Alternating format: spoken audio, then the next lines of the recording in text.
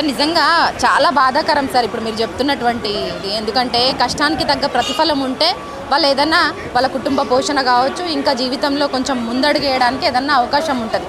అలాంటిది ఏది ఇప్పుడు ఆర్టీసీ ఎంప్లాయీస్ విషయంలో కనిపించట్లేదు. ఇంకోటి, ఆర్టీసీలో 1200 బస్సులను తగ్గించి వాటి ప్లేస్లో ప్రైవేటు ఎలక్ట్రికల్ బస్సులను తీసుకొచ్చినట్టు, వాటి వల్ల జరుగుతున్న నష్టం ఎంత మేర ఉంది? అది వాళ్ళ ప్రభుత్వం కానీ ఇప్పుడున్న మేనేజ్మెంట్ కానీ ప్రజలను, ఆర్టీసీ కార్మికులను మభ్యపెడుతున్నారు. ఇది ఒక 5 సంవత్సరాల తర్వాత దీని ఇంపాక్ట్ ఏందో తెలుస్తుంది, ప్రజలకు కూడా అర్థమవుతుంది. అది ఇవాళ ఏంటి అని అంటే ప్రైవేట్ ఎలక్ట్రికల్ బస్సులు రావడం వల్ల ఆర్టీసీలో ఉద్యోగాలు అనేటివి ఇంకా నోటిఫికేషన్ అనేది పడదు. ఇప్పటికీ ట్రాన్స్పోర్ట్ మినిస్టర్ గారు చెప్పబట్టి 6 నెలలు అయిపోయింది. 3028 ఉద్యోగాలు, 3000 ఇప్పటికీ నోటిఫికేషన్ వేయట్లేదు. ఎందుకు వేయట్లేదు అంటే ఖాళీలు ఎన్ని ఉన్నాయి? ఆర్టీసీలో 10,000 ఖాళీలు ఉన్నాయి. ఆర్టీసీలో 10,000 ఖాళీ ఉన్నాయి. ఇప్పుడు ఉన్న నోటిఫికేషన్ వేసారు, సిద్ధంగా పెట్టిందంటే కూడా కండక్టర్ల ఒక కేటగిరీని, ప్రధానమైన కేటగిరీని మొత్తం దాంట్లో తీసేసింది. ప్రధానమైన కేటగిరీ కండక్టర్. డ్రైవర్ తర్వాత ఎవరు అంటే కండక్టర్ కేటగిరీలో విపరీతమైన ఖాళీలు ఉన్నాయి.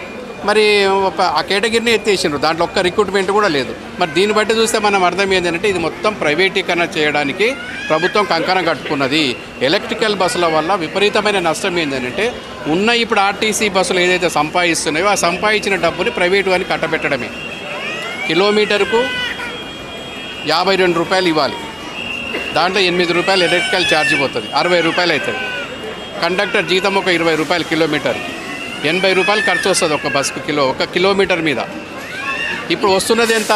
55 రూపాయలు వస్తుంది ఆ బస్సు మీద ఆదాయం.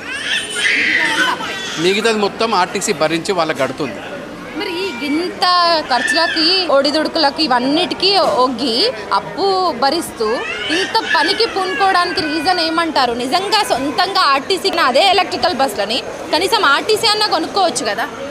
ఇది సెంట్రల్ గవర్నమెంట్ స్కీమ్ కాబట్టి ప్రభుత్వం దీన్ని చొరవ తీసుకోవాలి. ముఖ్యమంత్రి గారు చొరవ తీసుకోవాలి. ఏంటంటే వాళ్ళు ఇచ్చే ఏదైతే సబ్సిడీ ఉందో రాష్ట్ర ప్రభుత్వం తీసుకొని, రాష్ట్ర ప్రభుత్వం బడ్జెట్లో కొంత అమౌంట్ను పెట్టి, పోయిన ప్రభుత్వాలు 1500 కోట్లు పెట్టేది సాలీనా. మొన్నటి దాంట్లో ఈ ప్రభుత్వం 2 బడ్జెట్లో కూడా ఏం పెట్టలేదు, ₹1 కూడా పెట్టలేదు. ఓన్లీ మహాలక్ష్మి స్కీమ్కి సంబంధించిన డబ్బులు మాత్రమే దీంట్లో పెట్టారు. అది కూడా అరకొరనే. ఇప్పటికీ 650-700 కోట్లు పెండింగ్ ఉంది ఈరోజు కూడా, మహాలక్ష్మి స్కీమ్ కూడా.